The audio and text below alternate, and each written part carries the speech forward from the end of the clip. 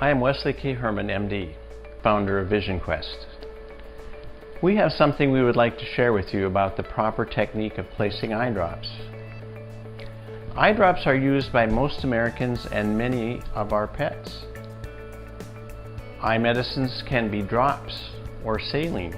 Saline is a rinse or a bath used to clean or to cool the eye. Eye drops can be lubricants like our own tears. They can be wet or thicker, all the way to actually sticky. These drops are made to stick to the surface of our eye like tears.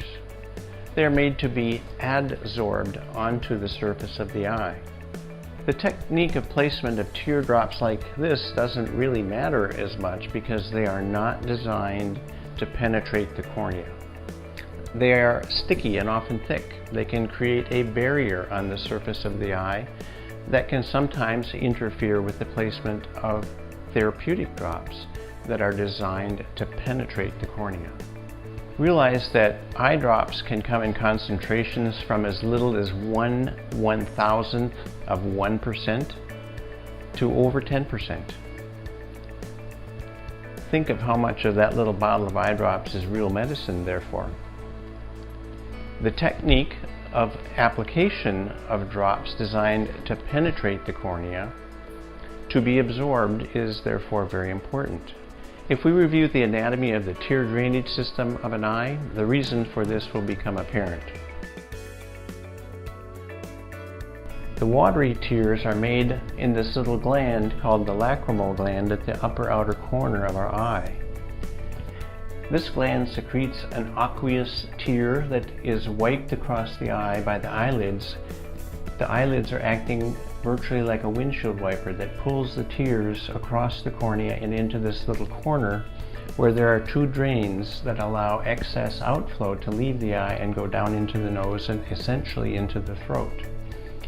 So if we place drops into an eye that are designed to soak into the cornea but they end up running out into our nose, they have very little benefit. If we lay the patient down, then this little angle is about 45 degrees uphill. So placing eye drops that are meant to penetrate the cornea in an eye in a patient who is lying down allows them to have contact with the cornea. That's the clear part of the eye. That is where they soak in, and it's where they produce the most benefit. So we can see when we place an eye drop into the lower part of the eye, and they say make a pocket and put a little eye drop in there, and look what happens. The teardrops just roll out. Therefore, if we're placing drops in the upright position that are designed to penetrate the cornea, they will often leak out and virtually look like we are crying. At Vision Quest, we always say to put your drops in improperly makes us cry, because they don't work as well and they cost you more and they can cause other side effects that are not beneficial. Therefore, therapeutic drops designed to get into the eye must be placed very precisely to maximize their benefit. To do this, we recommend lying as flat as possible to allow placement of the drops at the inside corner of the eye.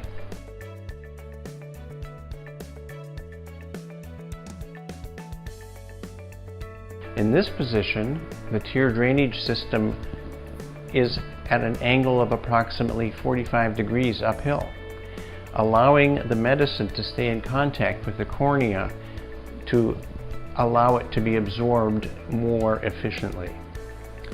If we allow it to cover the cornea for 3 to 5 minutes, we then get the maximum absorption before placing another drop. Many of our patients require more than one eye drop for therapy. Additional drops can appropriately be stacked. That means placed in a sequence of clear to cloudy and thin to thicker. After the last drop, wait approximately 5 minutes to gently close your eye and blot your closed lid with a moistened cotton pad so as not to wick the medicine out of the eye.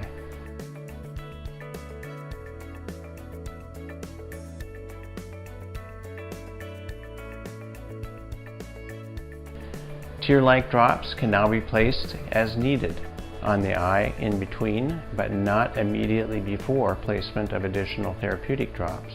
I hope this information from Vision Quest has been helpful and may allow you to make your drops more affordable and effective.